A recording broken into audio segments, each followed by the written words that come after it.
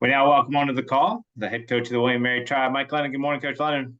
Morning. How you doing? I'm well.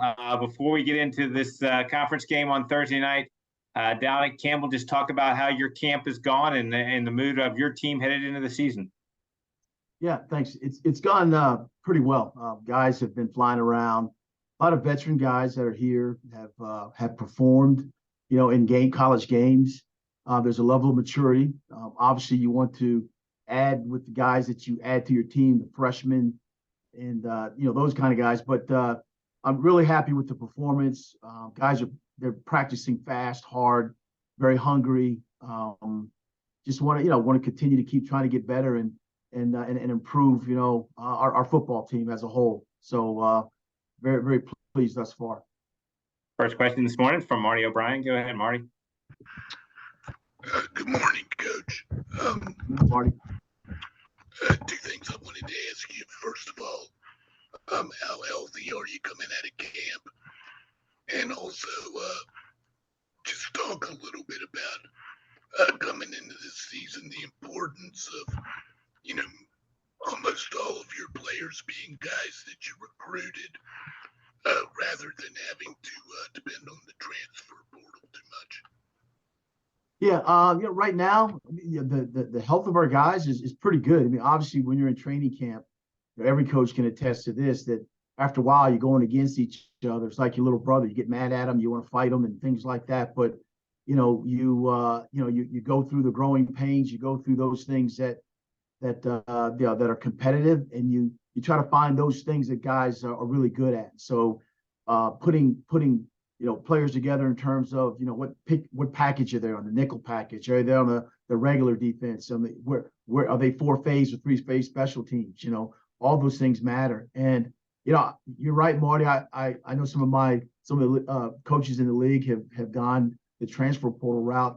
We signed several high school kids, and and the culture and things like that is kind of been what I've always wanted to try to establish. I mean, sometimes with transfer portal guys, you get them for a year or so, and if they're not playing, then maybe there's some issues in your locker room. I mean, all of us, build our rosters the way we have to.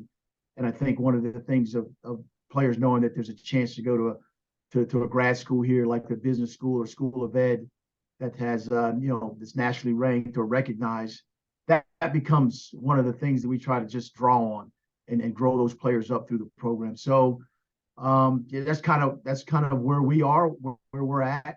And thus far it's worked for us. We had players like a Nate Lynn come back, for his final season of eligibility and want to play, so that's kind of where we're at.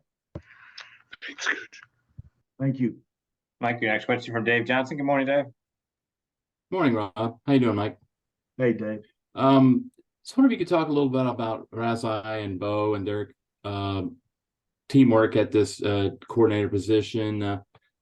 Your thoughts on having two guys share a job, and it's probably an obvious answer here, but does it have to be a specific type of two guys to be able to handle working together like that? Well, first of all, the staff is tremendous, and when you have a guy like Razai and Bo's familiarity with the program, my familiarity with Razai, I was there when he was at Virginia. I took the call when Coach Belichick said they were going to take him. They're going to draft him. Second round draft pick for them. His football IQ and acumen is really, really good. He's a really good football coach. He handles the passing game part of it, and Bo, being a linebacker coach, handling part of the running game, and they work collaborative. They work together. There's no ego, and they were here. They were here when Coach Brown was here, and the systems and the schemes and all those things of what we're looking for was talked about and gone over, to the nth degree. And so you have two guys that have the kind of knowledge that they have and are willing to work together, because it's all about the team. Then you keep the familiarity that they have with our players, with the scheme and the systems. And again, they're two really good individuals, and so it was easy. Did you I guess before you made that decision and after Vincent left, did you sense a strong chemistry between them, I guess, that made you say this will work perfectly? I have again, like I said, I can't speak enough about the staff that I have, and these guys, they go work out together, they go to lunch together, they do all kind of things together. Their families hang out together, and so when you have that kind of staff cohesiveness and no one is worried about who gets the credit and things like that when they're coaching the players to the best of their ability, getting them ready to play. We watch what they do academically, socially, all those types of things. Then when you try to create a culture like that, particularly even with your staff, it's been pretty positive. So they've them along with all the other coaches on the staff, have we're like-minded in a way that what's important to us. And those two guys in particularly, Ross on the back end with the DBs and the linebackers, and Bo with the linebackers and up front guys, handling the running game. So they worked very well together. Thanks, I appreciate it. Yep. Next question from David Teal. Good morning, Dave. Good morning, Mike. You mentioned your team's experience earlier. You are experienced with top 5 preseason ratings from your time at Richmond, both seasons there. Does this team share some traits with those teams? Because both of them certainly lived up to those preseason expectations. Yeah, Dave, you're always go into things optimistic, but you're cautious. You always go into things very humble, because you start bragging about yourself and talking about what you've done and what we're going to do.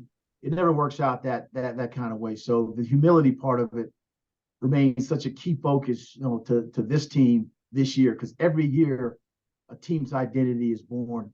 And I think that having, I could talk about guys defensively, but having a guy like John Pius and Nate Lynn opposite each other, rushing the passer. I remember back in those Richmond days, Lawrence Sidbury, guys like that you had to have that ingredient.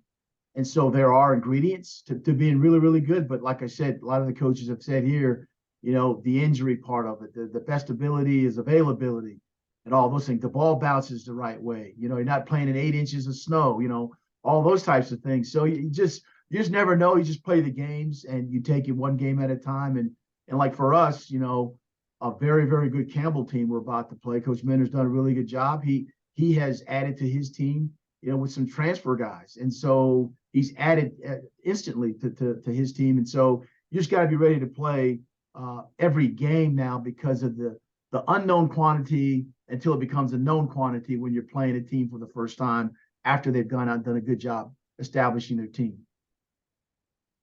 Thanks, Dave. Next question from John O'Connor. Go ahead, John.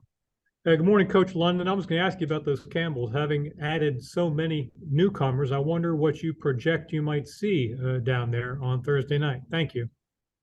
Yeah, obviously a team that's been infused with a lot of really good players. They were always very athletic, fast, very confident. They play confident on the field, and they do a lot of really good things. And so when you add an element of people that have played perhaps at the FBS level and have contributed or looking for opportunities, to get better and then be involved with a team that and Coach Mentor's, where he's been and what he's done, then, you have the makings of being a really good football team. So I'm quite sure there'll be some things that, we played each other last year, but again, there's new personalities. There's a subplant of other guys in position.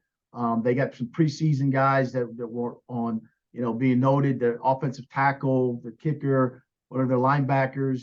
They have an outstanding athletic quarterback. And so you take those components and you add on other players, that have played in college football games, and, you'll find out that there'll be some things that we've studied that they'll do that we hadn't prepared for. But the culmination of all camp's reps and things like that are going to have to carry us through this first game of the unknown until we start playing more teams and start getting film of other teams. But hat goes off to Coach Mentor. Campbell's a very good football team. We play them Thursday night. All those elements of playing your first game are definitely in the mix. Thanks, Mike.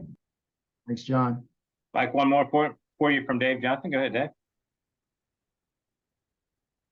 John, you, Dave. Yeah. There we go. Sorry. Just wondering about your receiver position. You obviously have Kendrick, Mayo, and Rose. back from last year. Anybody from that you might see stepping up this year that hadn't maybe gotten as much time in the past? Yeah, there's always the guys you got to grow up into being on the field performers. The guys that you mentioned have dedicated performance in the game. Hollis Mathis is a wild card, can do so many other different things, play quarterback, receiver, return kicks, all those types of things. Josh Guilford is a name of a guy that's been in our program that maybe hadn't got a lot of reps because you've had the Kalen Newtons of the world, but he's a guy. And there's some young freshmen that have really done a really good job that are going to add themselves to 2-3 phase special teams, but also a chance to get on the field as a receiver as well. So that's a position that we've got guys that have played it. But still there's a few guys that they're gonna play this year that hadn't played or hadn't got enough reps last year. They're going to be stepping up. They've demonstrated in practice, and so we're excited about their opportunities on this Thursday coming up.